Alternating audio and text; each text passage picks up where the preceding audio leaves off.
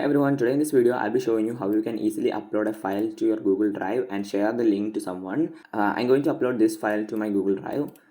Let's get started. So I'll open my browser and head on to Drive to upload the file. If you haven't logged in, you have to log into your account first.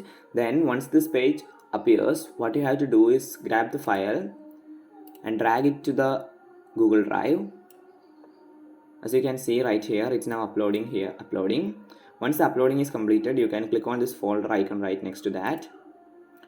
That will locate the folder for you, and then you will have to right click and then click on share.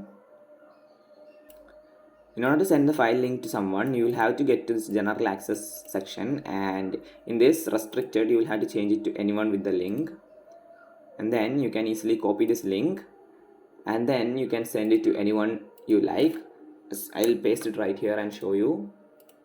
If I click on it, file is being displayed here, which is the exact same file which I uploaded.